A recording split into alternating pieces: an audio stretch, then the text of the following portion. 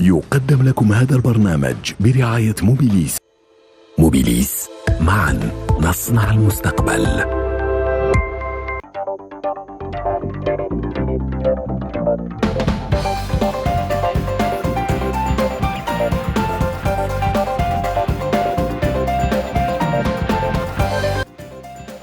Chers téléspectateurs, vous qui êtes fidèles aux rendez-vous économiques d'Al24 News, soyez les bienvenus au Pro de l'Écho.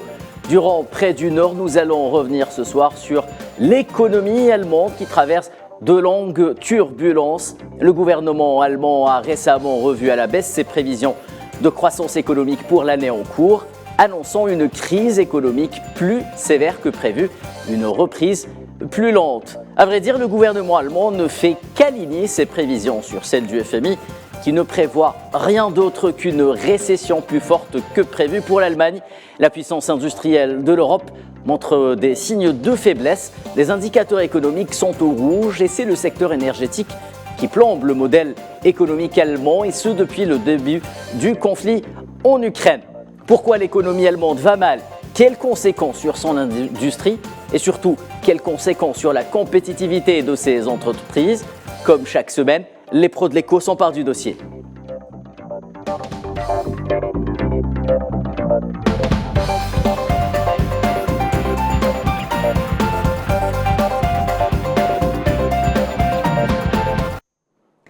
Alors pour mener à bien le débat ce soir, j'ai le plaisir d'accueillir sur le plateau des pros de l'écho deux éminents économistes et experts, à commencer par vous, Mustapha Mekidesh. Vous êtes économiste fondateur de 2MC Conseil. Merci d'avoir accepté notre invitation. C'est moi qui vous remercie, c'est une excellente opportunité pour... Alors pour vous accompagner, nous accompagner ce soir, j'ai le grand plaisir également d'accueillir Alec Feifi, expert économique international, notamment en industrie et en énergie. Monsieur, bonsoir, merci également d'avoir accepté notre invitation. Bonsoir, c'est un plaisir de répondre. Alors messieurs, avant de regarder justement un sujet sur cette... le mot est utilisé par de nombreux experts, crise économique, on parle de crise économique en Allemagne. J'aimerais avoir rapidement vos impressions sur ce qui se passe en Allemagne depuis le début de ce conflit russo-ukrainien. Ça va, Mekidesh ? Oui, ce qu'on peut dire, c'est que l'Allemagne, c'est quand même la 4e économie du monde. Oui. Donc, quand l'Allemagne tousse, comme on dit, l'Europe s'enrhume. Et ça, ça témoigne donc du poids qu'elle avait, notamment pendant la première décennie 2010-2020, où elle a été vraiment la locomotive de l'Europe. Ça, tout le monde le sait. Et voilà que donc il y a donc un renversement de situation qui est acté par le FMI, mais également par les 4 plus grands instituts économiques d'Allemagne, notamment celui de Halle et de Kiel, qui notent, si vous voulez, donc, pour le 2e et le 3e trimestre 2023, si vous voulez, donc un recul, une stagnation du produit intérieur brut. Oui. Et donc, c'est des conséquences qui vont se retrouver donc, au dernier trimestre, ce qui fait qu'on aura une année 2023 qui marque bien une récession dans l'économie allemande. Et donc, c'est inquiétant parce qu'il y a à s'intéresser, comme on le fait maintenant au cours de cette émission, aux causes réelles qui sont moi, j'en vois 3, si vous permettez que je les exprime. La première, c'est la hausse des facteurs de production. Pour le secteur productif, c'est l'énergie qui est un facteur de production. On va y revenir. D'autant que les filières, si vous voulez, d'exportation de l'Allemagne, donc s'appuient sur des filières qui consomment beaucoup d'énergie. L'acier, la chimie, et la construction. Et tout ça fait que le facteur de production qui est l'énergie ayant doublé depuis 2021, marque, si vous voulez, une baisse de la compétitivité, si vous voulez, de l'Allemagne par rapport... Notamment ces entreprises, tout à fait. Et donc les exportations diminuent. Oui, or, c'est les exportations et la consommation interne des ménages qui construit, si vous voulez, le produit intérieur brut. Et sur l'autre, et sur la partie concernant les ménages, c'est l'inflation. Donc on est dans une inflation qui fait qu'il y a une propension à rationaliser les dépenses des ménages, qui fait qu'il y a un recul de la consommation des ménages. Alors ces deux facteurs, ajoutés, si vous voulez, donc à la baisse de façon plus globale dans le monde, donc puisque l'Allemagne exporte essentiellement vers la Chine, oui. La Chine elle-même, qui a dans la consommation, a reculé sur le plan sur un certain nombre de filières qui étaient traditionnellement celles d'où ils importaient en Allemagne, mais également l'Europe et les États-Unis. Donc, et ces trois facteurs combinés donc, font que l'économie allemande, le tissu productif, se retrouve dans une situation assez difficile. Et le recul est témoin du recul, si vous voulez, du PIB allemand. Très bien. Alex Feifi, également, vos premières impressions sur la situation économique difficile, c'est le moins que l'on puisse dire en ce qui concerne l'Allemagne. Si vous voulez, la question que l'on peut se poser, enfin que se posent les économistes, enfin tout ce qu'il y a en Allemagne, de centres de réflexion, de politique, etc., c'est est-ce que c'est un événement, et en économie, on sait qu'il faut distinguer entre ça et ça, un événement conjoncturel ou un événement structurel. Ce qui serait grave. Ce qui serait grave. C'était structurel, ça nous emmènerait, mais c'est sûr, on ne pense pas à ça, à 1929, et c'est ça qui a mené 10 ans après à la guerre mondiale que tout le monde connaît et qui nous rappelle un peu aussi, en partie, ce qui se passe quelque part aussi chez nos frères et sœurs,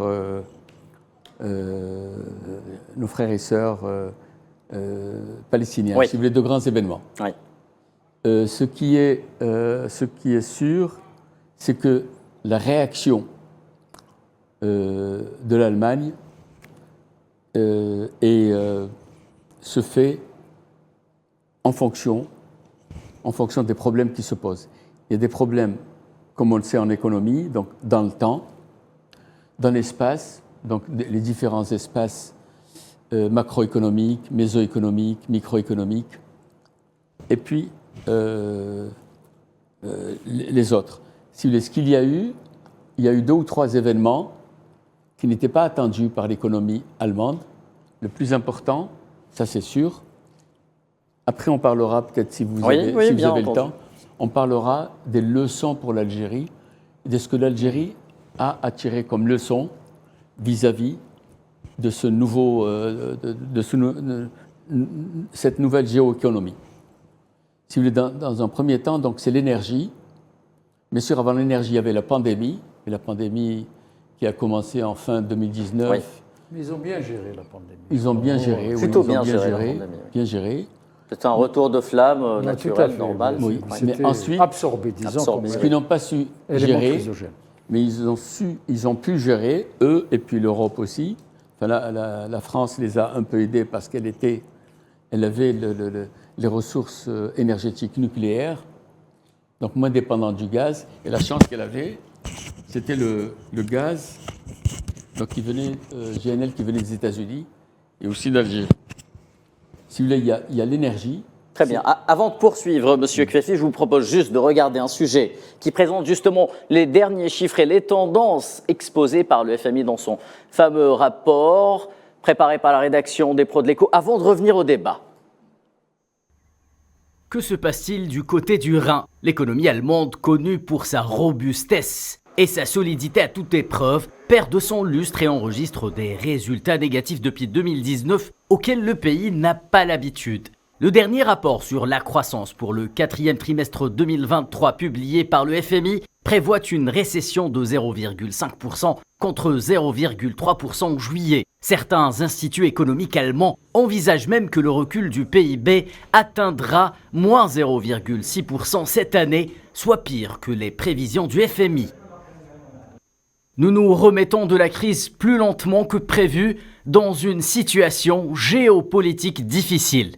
Le rapport de l'institution de Bretton Woods confirme que l'Allemagne sera de facto le seul pays du G7 à voir son activité se contracter cette année. Cette contre-performance de la locomotive de l'Union européenne déteint sur la prévision de croissance de la zone euro Celle-ci est abaissée de 0,2 points de pourcentage pour 2023 à 0,7%. La faiblesse chronique de la croissance allemande ces dernières années a fait ressurgir le spectre de l'homme malade de l'Europe dans les médias, une expression remontant à la fin des années 90 après le contre-coup de la réunification. Ce que nous vivons en 2023 est toujours lié à l'attaque de Vladimir Poutine. Les prix élevés de l'énergie dus au manque de gaz russe ont perturbé les échanges mondiaux, tandis que l'inflation élevée est combattue par la BCE à l'aide de taux d'intérêt élevés. C'est en somme le nœud gordien de cette affaire. Les experts considèrent que le changement de stratégie énergétique de l'Allemagne pour l'aligner sur la politique de sanctions occidentales contre la Russie, alors que le pays était quasi dépendant de l'énergie que lui fournissait son grand voisin du Nord, a plongé l'Allemagne dans une véritable crise économique. Une crise qui n'a pas tardé à impacter l'ensemble de ses indicateurs économiques. Compétitivité des entreprises, niveau des investissements, morale des ménages ou encore consommation. Le sacro-saint excédent commercial de l'Allemagne a lui aussi connu un fléchissement du fait de la baisse des exportations. La production industrielle est elle aussi à la traîne. En septembre dernier, l'Institut économique de Munich, IFO, a annoncé anticiper une contraction de l'activité de 0,4% pour 2023. L'Institut d'économie internationale de Kiel a pronostiqué quant à lui une baisse de 0,5%. Celui d'Essen table lui sur moins 0,6%, deux chiffres nettement en baisse par rapport aux prévisions qu'ils avaient données à l'été. La dégradation de la conjoncture internationale affecte particulièrement l'industrie allemande exportatrice. L'Office allemand de la statistique a annoncé une baisse de 0,8% de la production industrielle en juillet, la troisième d'affilée. Très bien, c'était donc un sujet préparé par la rédaction des Pros de l'Écho qui expose les fameux chiffres, indicateurs économiques de l'économie allemande, et nous en parlions, monsieur Ali Kreifi, avec vous. Donc le dernier rapport, justement sur les perspectives de croissance pour le dernier trimestre 2023 du FMI est paru il y a quelques jours. Sans équivoque, il prévoit une contraction de 0,5% du PIB de l'Allemagne contre un recul de 0,3%. Lors de son estimation précédente au mois de juillet, les choses ont plutôt tendance à empirer. Ma question, quels sont les facteurs que vous pointez du doigt? Les facteurs, si vous voulez, il y en a deux. Structurellement, donc il y a d'abord le Covid, mais les effets maintenant nous en parlions, sont légers, surtout que l'Allemagne a su bien réagir grâce à ses industries pharmaceutiques, grâce à l'innovation. Rappelons-nous que l'ARN, enfin le médicament, et puis donc sont venus de l'Allemagne. Si vous voulez, ce sont des chercheurs allemands. Je ne parle pas de leur origine, ils sont d'origine turque, mais ce sont eux qui, au niveau de Pfizer, ont développé. Mais c'est l'Allemagne qui a développé. En dehors du Covid, qui va s'estomper, qui va devenir se régulariser, il y a la guerre de l'Ukraine. Mais la guerre de l'Ukraine, c'est surtout les pipelines. Nord Stream 1, Nord Stream 1, Nord Stream 2. 2 d'abord, oui, qui a oui, été dont on pourrait faire même des films, tellement. Donc Nord Stream 1 et Nord Stream 2, pour l'Allemagne, c'était relativement important, à un point tel qu'un ancien président de la République allemand est devenu président de l'entreprise qui s'occupait de Nord Stream. Chancelier. Gerhard Schröder, PDG de Gazprom. Exactement. Oui. Donc c'était relativement important. Mais si vous voulez, contrairement au pétrole, enfin, juste un petit mot pour les téléspectateurs, le pétrole, si vous voulez, il y a une adéquation offre-demande par trimestre. Pour le gaz, non. Le gaz, en hiver, ça monte, donc il faut constituer les stocks, et en été. Donc ils sont arrivés aussi grâce à l'homogénéité de la politique européenne en matière d'approvisionnement en gaz, et aussi parce que l'Algérie a aidé. Bien sûr, le GNL américain y est pour quelque chose, mais l'Algérie a aidé. L'Algérie agit pour la stabilité du marché mondial du gaz. De l'énergie, du gaz, oui. Du gaz. Donc, les problèmes ont été relativement estompés. Si vous voulez, il faut garder juste 2 chiffres en ce qui concerne l'output, donc la production des entreprises manufacturières. Chaque pays a une définition de ces entreprises. En Allemagne, les entreprises manufacturières, ce sont les entreprises, si vous voulez, industrielles, hors construction, etc. Oui.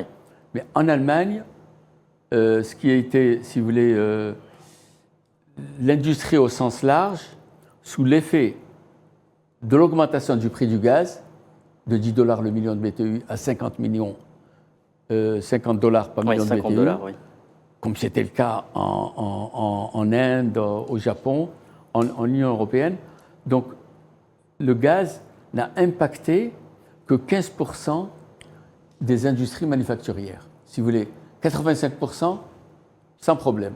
15%, comme le disait Dr Mekidesh, c'est donc la chimie, l'acier, les ciments, le verre. Et c'est le cœur battant justement de l'économie allemande. Et tout à fait.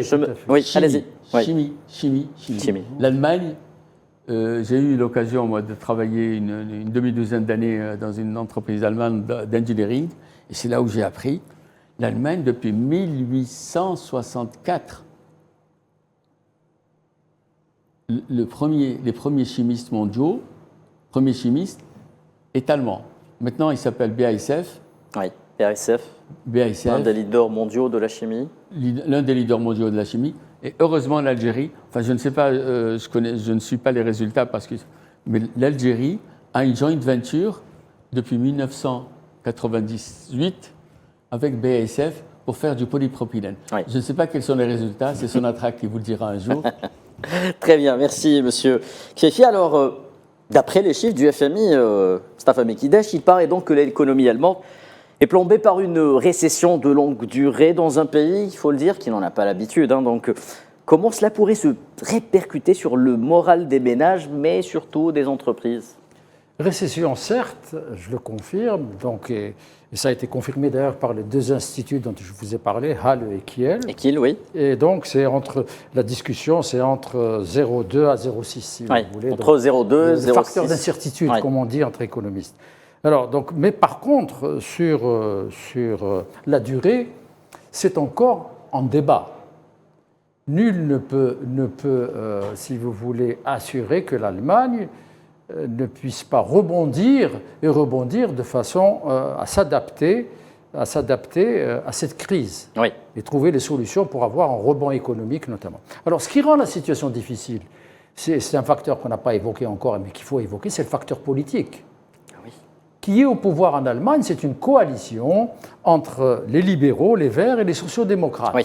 Alors, les Verts poussent à la sortie donc, sur le nucléaire. Donc, oui. Je rappelle que c'est daté depuis Fukushima, donc oui, c'est pas nouveau, et que c'est maintenant que ce processus de démantèlement nucléaire est en cours.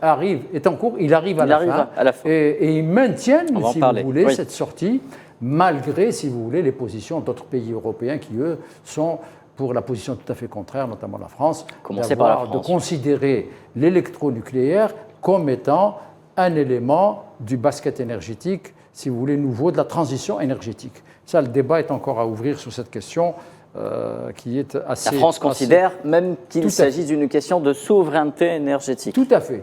Et par contre, l'Allemagne a repris, si vous voulez, a continué, en dépit, si vous voulez, après la guerre d'Ukraine, donc à poursuivre son processus de démantèlement de ces centrales électronucléaires. Ça, c'est sous la pression, évidemment, des Verts.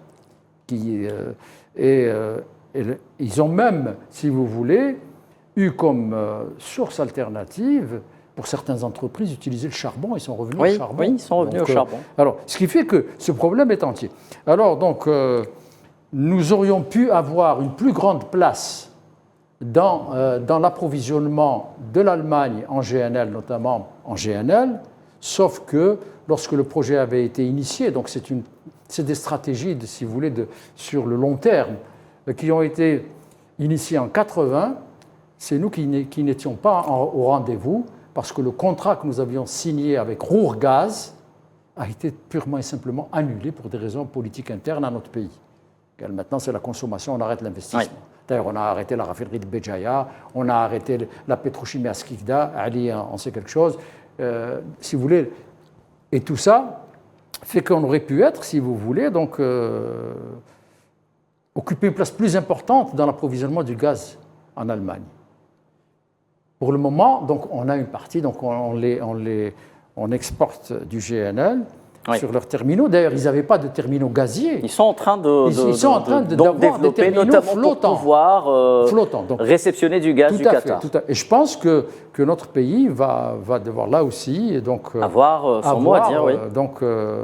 Si pour autant qu'il y ait des investissements allemands pour pouvoir développer, si vous voulez, la ressource gaz. Naturellement. Parce que la volonté y est. Tout à fait, absolument. On peut le dire, on peut l'affirmer. Et le contexte y est. Donc c'est tout ça qui fait que l'Allemagne, elle est en train de chercher des solutions sur le plan énergétique. Par exemple, certaines entreprises, je lisais donc en préparant cette séance, cette émission, donc pour l'hydrogène, d'avoir des essais d'hydrogène, mais il y a un problème encore. C'est pas encore, si vous voulez, ils sont encore au prototype. Si vous voulez, cette industrie n'est pas encore au point, notamment pour avoir, si vous voulez, une génération d'électricité forte et massive. Alors je rappelle juste pour information que l'Allemagne prévoit justement d'investir en Mauritanie 34 milliards de dollars pour la production d'hydrogène vert. Et je crois que l'Algérie, dans ce cadre-là, est partie prenante, puisque avec l'Italie, il suffit de continuer vers l'Allemagne pour pouvoir approvisionner en hydrogène. En tout cas, la volonté politique existe. Mais ça demande du temps. Oui. Et c'est ce que les Verts, par exemple en Allemagne, ne donnent pas au pouvoir en place. Et c'est l'une des difficultés qui fait que sur le plan énergétique, alors les États-Unis ont joué les règles du marché. Oui. Je vends au prix international, sans aucune solidarité, en tout cas dans le business, avec l'Allemagne, ce qui fait que les prix... Mais je pousse les Allemands à être solidaires avec les différents packages de sanctions justement décidés contre la Russie. Absolument. Et donc ça, c'est un élément de... Mais il y a, à mon avis, deux éléments importants dont Kefaifi a parlé tout à l'heure, c'est que, si vous voulez, les traditions technologiques et industrielles de l'Allemagne sont tellement fortes, et la décentralisation tellement importante, c'est-à-dire que c'est les Länder qui s'occupent des politiques industrielles, ce n'est pas l'État central. Oui. Donc que les adaptations sont en train de se faire, et je ne parie pas, moi, pour une longue durée de la crise. Voilà ce que je voulais dire à ce moment du débat. Ali Kefaifi, monsieur, vous voulez réagir, allez-y. Je crois que le docteur Mekidiech a tout dit. Je rajouterai juste quelques éléments. Il a dit l'essentiel. Si vous voulez, il faut oublier qu'on est dans une dépression. L'Allemagne s'en sortira. Je crois qu'il a dit un mot. C'est moi, j'ai travaillé un peu comme je vous l'ai dit, dans une entreprise allemande il y a très longtemps. Ils sauront réagir. Pourquoi ? Il y a la fédération, il y a les Länder. Ils identifient très bien les problèmes. Il y a aussi les universités qui sont là. Si vous voulez, la dépression, comme 1929, il n'y en aura pas en Allemagne. L'Allemagne va s'en sortir, pas seulement en tant que pays. Je m'excuse, je ne suis pas là pour faire de la publicité. D'aucuns vous répondront, oui, mais il n'y a plus Angela Merkel à la tête du pays. C'est vrai, il n'y a plus Angela. Oui, c'est vrai. C'est vrai, on se pose des questions après Angela. Mais si vous voulez, la récession qui est actuellement, probablement, ils vont la dépasser. Ils savent régler les problèmes d'inflation, les problèmes de politique monétaire et les problèmes de politique fiscale. Oui. Oui. Pour les problèmes monétaires, juste un élément, c'est que les coûts de financement sont élevés parce que les taux d'intérêt ont été d'ailleurs, même le gouvernement, au dernier, a accepté une baisse des impôts de 7 milliards, de l'ordre de 7 milliards d'euros, ce qui est inédit. Mais est-ce que ça va compenser ça va compenser pour les entrepreneurs qui vont donc investir, si vous voulez, dans les technologies nouvelles, dans les niches de marché nouvelles sur lesquelles ils vont se mettre. Donc les coûts de financement, ça reste une préoccupation. Entre coûts de financement, est-ce qu'on va, si vous voulez, porter l'accent sur les ménages pour améliorer leur... par les salaires, par le BDC, par l'augmentation des salaires pour améliorer leur pouvoir d'achat parce qu'ils sont en inflation, ou bien accorder l'appui aux entreprises. Tout ça, c'est des arbitrages politiques qui sont faits difficilement compte tenu, si vous voulez, de la structure de la coalition qui est au pouvoir en Allemagne. Coalition de 3 partis. Allez-y. Moi, si je pouvais ajouter juste 2 petits mots. Oui. Si vous voulez, peut-être on développera. Vous développerez peut-être à la fin. Mais je pense aussi à l'Algérie, comment l'Algérie peut tirer parti de... On en parlera un peu à la fin, oui. Donc, si vous voulez, pour l'instant, donc vous parliez d'hydrogène. Effectivement, l'Allemagne a vécu depuis plusieurs siècles sur le charbon. On parle d'hydrogène, si vous voulez, l'Algérie, il faudrait qu'on fasse un peu plus de publicité. Je parle des entreprises algériennes. L'Algérie, on pourra le dire un jour, a toutes les options en matière de production d'hydrogène. Ce qu'on appelle l'hydrogène blanc, j'ai un peu travaillé dessus, c'est l'hydrogène issu du sous-sol, à partir de plusieurs choses, ce qu'on appelle radiolyse, parce qu'on a de l'uranium, on a du thorium, à partir du minerai de fer, du fer pas de garage et billette, parce qu'il est un peu phosphoreux, il fait peur un peu, mais les autres minerais de fer qu'il y a en Algérie, 25 milliards de tonnes quelque part. Donc l'Algérie, en plus des cellules d'électrolyse, l'Algérie peut devenir, pas peut, mais devrait devenir, je m'excuse de parler ainsi, le numéro 1 en Méditerranée et vis-à-vis de l'Europe, pas vis-à-vis de la Chine et du Japon, ils sont trop loin de nous. Du bassin méditerranéen. Et le premier en hydrogène, l'Algérie devrait. Nonobstant le fait qu'elle produit de l'hydrogène, les Algériens ne savent pas, il faut leur dire, à travers le méthanol, à travers l'ammoniac, à travers l'éthylène. Il y avait un complexe pétrochimique à Skikda. Il y avait une boîte à hydrogène. L'Algérie peut devenir le numéro 1 de Méditerranée avant des pays que je ne citerai pas. Je ne parle pas de la Tunisie, Msaken, je ne parle pas de notre pays, Mskin. L'Algérie peut et doit et devrait et doit être le numéro 1 pour l'hydrogène. Et le premier pays qui a besoin de ça, c'est l'Allemagne. Pour remplacer 150 milliards de mètres cubes de gaz, c'est l'Allemagne. Voilà. Très bien. Très bien. Mostafa Mekidesh, question simple. Est-ce que le gouvernement allemand, en abandonnant le nucléaire, est-ce qu'il ne s'est pas fait tout simplement, permettez-moi l'expression, rouler dans l'écologique par les Verts?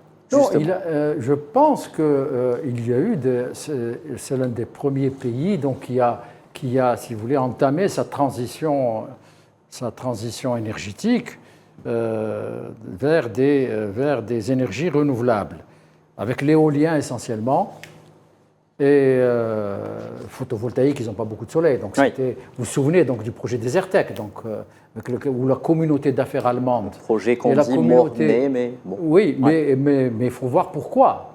Il faut analyser pourquoi. Et à l'époque, donc, j'avais acté, en ce qui me concerne publiquement, dans des conférences organisées sur l'énergie, sur ces questions-là, que le projet Desertec était finalement d'aller pour l'Allemagne très vite et très tôt vers on se donnait 10 ans à l'époque. C'est ça, vers le solaire, l'électro-solaire.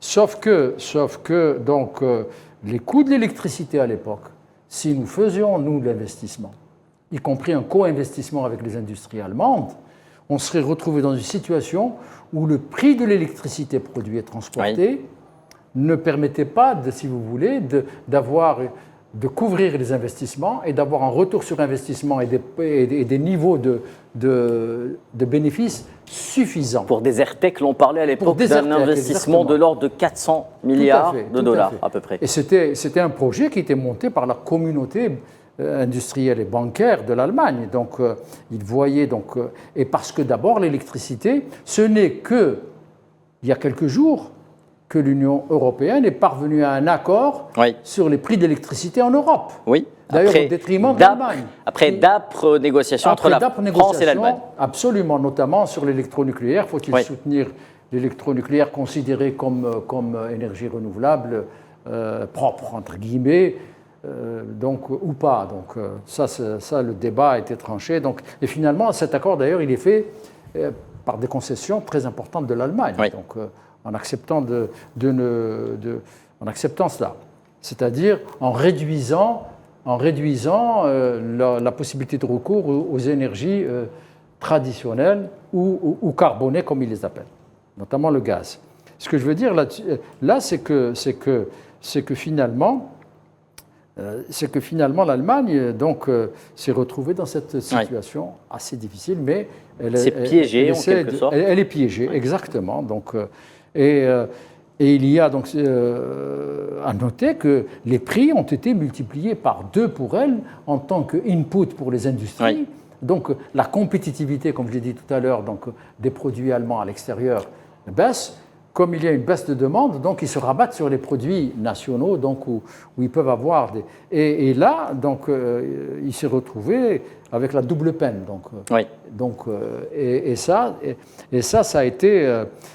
Ça a été, si vous voulez, un élément qui pour être résolu, a besoin du temps long. On ne peut pas du jour au lendemain, si vous voulez, avoir, des modèles énergétiques qui changent et qui s'appuient sur d'autres ressources. Mais c'est constructible. Ils sont en train de s'y mettre de façon très forte dans cette direction. Voilà donc très bien. Ce que je voulais dire sur cette question. Une dernière question par rapport à l'aspect énergétique, Ali Kfeifi, avant de passer au secteur industriel. Alors l'Allemagne, malgré tout, rappelons-le, était un gros consommateur de gaz russe à des prix préférentiels. Le déclenchement du conflit en Ukraine a fait voler en éclats cette configuration qui a permis à l'Allemagne justement d'élever son industrie au rang d'industrie numéro 1 en Europe et peut-être même dans le monde. C'est la crise justement dans un pays en crise, la crise des approvisionnements et des prix de l'énergie. Comment l'Allemagne pourrait-elle résoudre cette équation, a priori insoluble, à court terme, du moins? Vous avez raison de parler de court terme, mais dans le domaine économique que vous connaissez bien, que vous maîtrisez, il y a le court terme, le moyen terme, le long terme. Donc à court terme, ça pose un problème. Mais ce qu'il faut savoir, c'est que la Russie n'a pas fait un cadeau à l'Allemagne, tout comme nous-mêmes, nous sommes un fournisseur stable de gaz naturel. Ce qu'il faut voir, c'est que l'Allemagne est un très grand consommateur de gaz naturel. Donc c'est pour cela que la Russie, par le biais des gazoducs, ça ne coûte pas cher. Un gazoduc, si vous voulez, c'est stable du point de vue coût, donc du point de vue prix. La Russie était contente d'avoir l'Allemagne comme client et qu'il y avait de grosses industries consommatrices d'énergie. Si vous voulez, maintenant, ce qu'il faut voir, c'est que l'Allemagne est un tout petit peu était dépendante depuis des siècles de son charbon, de ce qu'on appelle la lignite, un charbon de mauvaise qualité.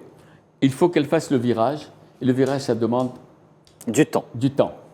Si vous voulez, le véritable problème pour l'Allemagne, enfin que j'analyse depuis des années, parce que ça m'intéresse à ça, à l'énergie, si vous voulez, les coûts, si vous voulez, pour l'électrolyse, pour produire de l'hydrogène à partir d'électricité solaire ou éolien, comme dans le Nord. De préférence solaire, oui. C'est ça. Et produire de l'hydrogène, ça demande du temps. La technologie est en Allemagne. Elle est dans une entreprise, je ne citerai pas parce que j'avais travaillé dans cette entreprise, c'est le processus d'électrolyse. Que ce soit pour faire de l'hydrogène à partir d'électricité solaire, ou bien à l'autre bout de la chaîne pour faire de l'électricité avec l'hydrogène qui est stocké, qui arrive par pipe. Les Allemands sont bons en technologie, mais il faut du temps. Cette technologie, elle devait être, il y a quelques années, elle devait être compétitive par rapport au gaz naturel, etc., en 2030. Maintenant, ils vont être obligés de faire aller la technologie, la fabrication de technologie beaucoup plus vite. Donc investir en quelque sorte. L'Allemagne y arrivera. Donc si vous voulez, ce problème de transition vers l'hydrogène, tout comme la transition chez nous en Algérie vers l'eau, on en parlera, oui. Les autres transitions climatologiques, etc., l'Allemagne y arrivera. L'Allemagne y arrivera et elle redeviendra ce qu'elle est aujourd'hui, ce qu'elle était hier, leader de l'Europe. Très bien. Voilà. Très bien, Alec Faifi, donc plutôt optimiste sur le sort économique oui. de la première économie de l'Europe et la quatrième économie du monde.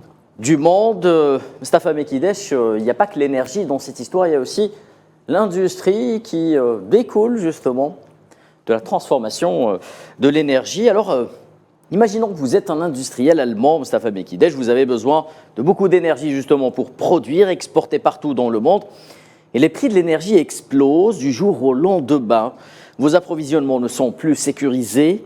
Et en plus de ça, l'on vous dit que l'on va changer de politique économique avec certains partenaires comme la Chine et s'ouvrir à de nouveaux marchés que vous ne maîtrisez pas forcément. Qu'est-ce que vous faites, Mostafa Mekidesh? Oui. Vous acceptez de perdre de l'argent, vous licenciez votre personnel. Qu'est-ce que vous faites? Je pense qu'au préalable, quand je parlais de double peine, oui. c'est-à-dire non seulement l'Allemagne a perdu son avantage compétitif qu'elle avait avec la fiabilité et les prix et les quantités de gaz russe. Et la Deutsche Qualität aussi qui mais était... Mais il y avait aussi ces rapports avec la Chine dont oui. on lui a demandé de revoir alors que c'est son premier partenaire commercial. Vous savez que la Chine, c'est le premier partenaire commercial oui, de l'Allemagne. Et c'est quand même curieux que l'Allemagne, si vous voulez, elle n'a pas pu réagir, à mon avis, parce que, si vous voulez, la coalition politique ne permettait pas de trouver un consensus pour trouver les réponses appropriées.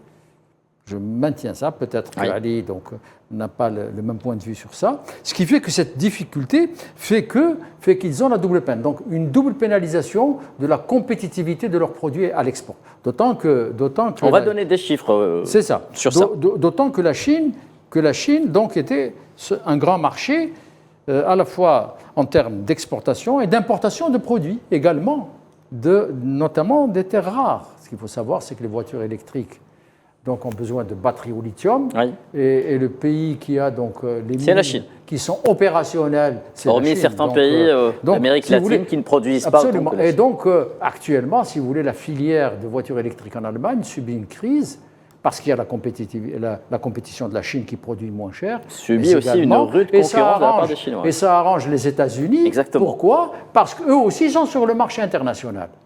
Et donc, tout ça fait que, à mon avis, il va y avoir une révision qui va s'appuyer, si vous voulez, sur un nouveau consensus politique en Allemagne sur ces questions-là, parce que c'est l'intérêt, si vous voulez, économique de l'Allemagne. Ça, c'est le premier aspect. Le deuxième aspect, c'est que dans l'accord sur l'électricité qui a été maintenant acté et signé par l'Union européenne, on risque d'avoir, si vous voulez, donc... là aussi, donc, des problèmes donc, de subventions aux entreprises qui peuvent disparaître. Et là aussi, à l'intérieur, la coalition, les partis de la coalition allemande ne sont pas d'accord sur les mêmes réponses à apporter.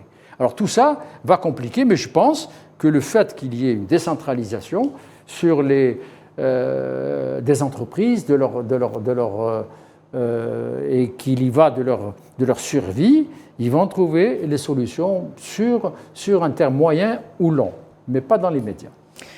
Très bien. Alec Faifi, il y a donc cette relation directe entre l'énergie et l'industrie. Et d'après les données fournies par AG Energie Bilanzen AGEP 2023, à la consommation d'énergie primaire atteint 3269 TWh en 2022, ce qui correspond à une baisse de 5,4% par rapport à l'année précédente. Elle atteint son niveau le plus bas dans l'Allemagne réunifiée. Cela sonne-t-il comme un signe avant-coureur en ce qui concerne la baisse de la croissance et l'entrée en récession en Allemagne?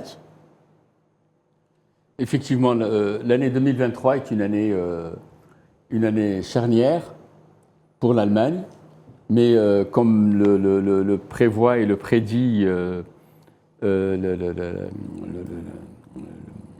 le FMI, et bien sûr les organisations allemandes qui font beaucoup de calculs dans ça. 2023 est une année difficile. Ce qui est prévu, c'est en termes d'importation et d'exportation, parce que les deux vont ensemble, parce que l'Allemagne dépend aussi de ses importations pour son industrie. Il y a une baisse, par exemple, en ce qui concerne les importations de biens et de services, on passe de 6,77% d'augmentation en 2022 à 0,17% en 2023. Mais 2024, et 2024, ce n'est pas le 1er janvier, c'est la fin de l'année. Donc 2024, on revient à 3,5%. Et 3,5%, c'est de 2019 après les années c'était à peu près 3,37%. Donc 2024, on repasse de 0,17% en importation, donc en alimentation, alimenter les industries. Et on passe donc à 3,5% et puis en 2025 à 3,8%. Donc, à mon avis, ça va revenir dans la situation, si vous voulez, normale. En ce qui concerne les exportations, parce qu'on produit, marché intérieur, et on exporte. L'excédent. En ce qui concerne les exportations, donc on passe en 2019 de 2,3%, qui donne une idée de la tendance moyenne, à 3,45% en 2022. Mais 2023, effectivement, ça va mal. C'est une année difficile pour les Allemands. J'ai des chiffres justement plus récents en ce qui concerne les exportations allemandes qui ont connu donc une nouvelle baisse à partir de juillet, selon les chiffres officiels publiés par l'Office fédéral des statistiques. Voilà. On passe de donc 130,4 milliards d'euros à une baisse de près de 1%, donc des exportations qui chutent pratiquement de 13 milliards de dollars en un mois. Voilà. On passe à 0,94, vous dites 1%, c'est très bien. Si vous voulez, l'an prochain, il est prévu que ça repasse à 3,5% et puis en 2025 aussi.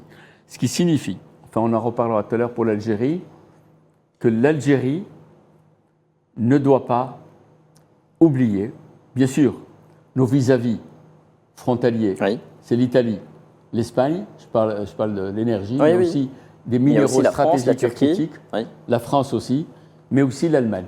L'industrie allemande a besoin de l'industrie algérienne, et pas seulement en matière d'énergie, on en parlera tout à l'heure, et aussi dans le domaine des minéraux dits, eux ils appellent ça critiques, en fait, tous les grands pays développés, et nous, dans les pays, si vous voulez, qui ont ces ressources, on appelle ça minéraux stratégiques, pas critiques, minéraux stratégiques. Très bien. Je voulais juste... Staffan Mekida, je voulais réagir. Je voulais juste tempérer, si vous voulez, les chiffres qui ont été donnés sur la baisse de la consommation énergétique en Allemagne. Ce qu'il faut intégrer, c'est que si vous voulez, dans le basket énergétique allemand, il y a aussi la rationalisation de la consommation qui a fonctionné, qui était et donc, si vous voulez, par unité de PIB produite, la consommation d'énergie est en train de diminuer de façon significative en Allemagne. Et donc, ça peut être un facteur explicatif d'une partie au moins de cette baisse. Oui, naturellement. L'autre partie donc, est tout à fait liée au fait qu'il y a eu un recul des exportations parce que la compétitivité, d'une part, des produits allemands donc, a diminué par l'effet prix, jamais par l'effet qualité, mais par l'effet prix, mais également parce que donc ils se retrouvent dans une situation, si vous voulez, où la demande mondiale a diminué aussi. C'est-à-dire qu'il n'y a pas que l'Allemagne, donc elle a peut-être le syndrome le plus fort, le plus violent, mais les autres pays aussi ont baissé dans leur consommation, ce qui fait que les exportations allemandes diminuent. En plus du fait que, donc avec la Chine, donc, où il y avait d'excellentes relations, donc le chancelier a fait une visite officielle donc pour essayer de rabibocher, de régler donc, ce problème, de trouver une solution d'équilibre. Donc leur marché aussi, dans les deux sens, export et import, donc, a été perturbé. Ça aussi, donc, ça explique peut-être donc, une exportation en baisse. Alors la somme de tous ces facteurs revus à la baisse à l'Ikfeifi, eh bien, c'est que le commerce extérieur de l'Allemagne, l'une de ses armes économiques les plus puissantes, se retrouve lui aussi impacté malgré un excédent commercial, excédent positif de la balance commerciale qui reste là, qui est de 16 milliards d'euros, en baisse d'1 milliard sur le dernier mois. Est-ce que l'on peut désormais affirmer ou considérer que le commerce extérieur de l'Allemagne n'est plus le puissant moteur de la croissance que l'on a pu connaître auparavant? Ali Kfaifi, après Mustafa Mekidash. Si vous voulez, il s'agit de distinguer 2023, où il y a eu donc une baisse par rapport à 2022, et puis 2024, où ça va repartir. Enfin, je dirais pourquoi repartir, si vous voulez. En se plaçant sur le plan macroéconomique, effectivement, en regardant les chiffres, il y a une baisse 2023, une baisse critique, et qui va remonter en 2024, comme on l'a dit, pour que ce soit les importations, les exportations, la production, etc. etc. En ce qui concerne, si vous voulez, le problème pour l'Allemagne, pour l'industrie allemande, l'industrie de manière globale, au niveau macroéconomique, mésoéconomique, il y a un problème en termes d'énergie, mais l'énergie, si vous voulez, cette année n'est plus, en cette fin d'année, ce ne sera plus la même chose que l'an dernier, si vous voulez, en ce qui concerne les prix. En ce qui concerne le prix, on est plutôt du pétrole sur ou du gaz. Hausse conjoncturelle, peut-être par rapport au pétrole. Oui, le gaz suit aussi, mais... Oui, légèrement pour le pétrole. Ce qui m'intéresse, c'est le gaz, parce que les industries, pas françaises, mais allemandes, les industries françaises, c'est le nucléaire. Allemandes, elles dépendent du gaz naturel. Du gaz. Et le prix du gaz, vraiment, il se stabilise. Il est à 3 $ aux États-Unis, donc vous rajoutez un peu le transport. Mais si vous voulez, en ce qui concerne l'industrie allemande, il y a deux choses, l'aspect macro et l'aspect méso. L'aspect macro, il y a le coût de l'énergie. Le coût de l'énergie, il se stabilise. Il ne faut pas, il se stabilise. Le gaz, le Qatar va revenir, le GNL américain va revenir, etc., etc. Stabiliser. Les 50 $, les 30 à 50 $ qu'on a vus l'an dernier. Vous le disiez aussi, l'Algérie a également eu un rôle dans cette stabilisation du marché du gaz. Oui. Pour le gaz, l'Algérie, c'est une politique constante qu'elle a. Et elle l'annonce, il y a le coût de l'énergie, mais il y a aussi, pour l'Allemagne, le manque de main-d'œuvre qualifiée.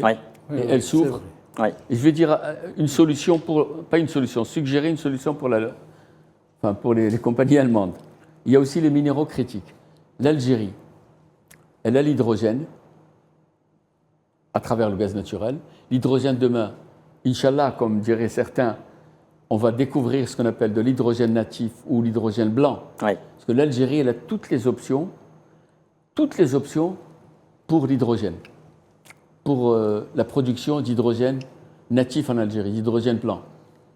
Aussi les minéraux critiques, peut-être que je devance un peu, si vous voulez, les responsables techniques de notre bled, mais nous avons les terres rares, nous avons le nickel, nous avons, malheureusement, je dirais que les anciens ingénieurs des mines d'une autre période, ils le savent trop bien, les gens de 1950. Je ne peux pas trop parler, mais c'est sûr que nous avons tout ça. L'Allemagne a besoin de tout ça.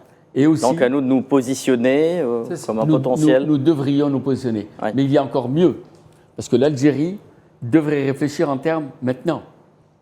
Après les pays d'Afrique qui se positionnent, enfin nos frères africains, Nigeria, République du Congo, Zimbabwe pour le lithium, ils se positionnent et disent voilà, on ne veut plus exporter la roche, le hajra, comme on dit.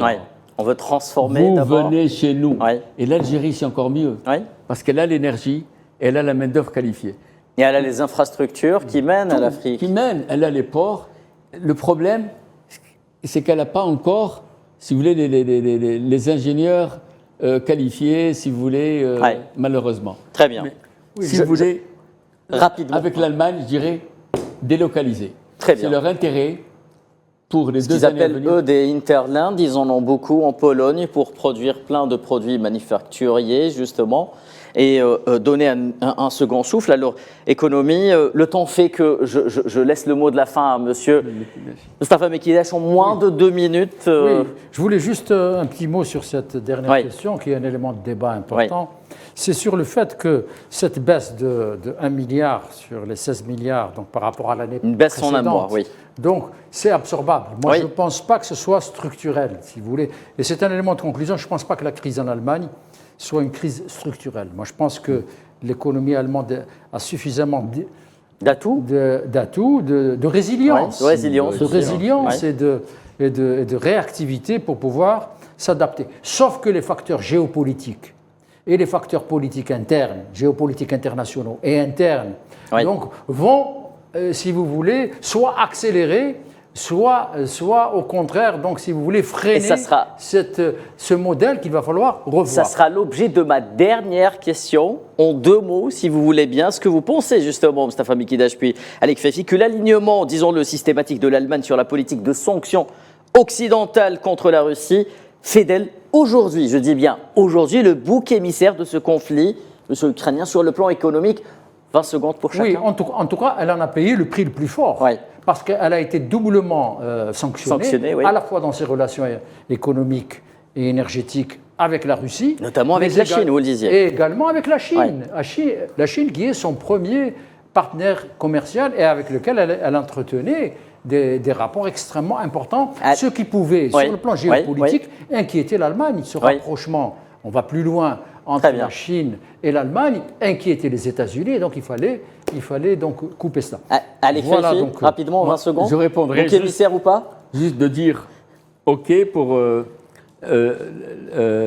l'alignement de l'Allemagne sur la politique sanction occidentale contre la Russie. C'est du passé. Je veux dire, c'est un président et une présidente qui sont passés. L'Algérie devrait penser à l'Allemagne, à l'économie allemande qui est très très forte sur le plan technologique, sur tous les plans. Elle a aussi besoin de main-d'œuvre et l'Algérie devrait penser à l'Allemagne. 2 mots, Mostafa Mikidash. Dernier mot, un élément du nouveau modèle allemand devrait être plus de flexibilité dans les IDE à l'extérieur. Et le co-investissement avec l'Algérie, avec sa loi sur les investissements qui est plus flexible, peut offrir d'excellentes opportunités à notre partenaire allemand. Merci, et c'est ce que l'on retiendra avant de clôturer cette émission. L'Algérie a une réelle opportunité à saisir par rapport à l'économie et au marché allemand. Mesdames et messieurs, nous étions avec Alik Faifi, donc expert international en économie, notamment en ce qui concerne le secteur industriel énergétique. Mostafa Mikidash également économiste, président de 2MC Conseil. Fondateur, merci. Pas président. Fondateur, voilà, pas président. Oui. Merci, messieurs, d'avoir animé ce débat. Quant à vous, mesdames et messieurs, merci à vous de l'avoir suivi. Rendez-vous dès la semaine prochaine pour un nouveau numéro des pros de l'écho. Excellente soirée sur Al24 News.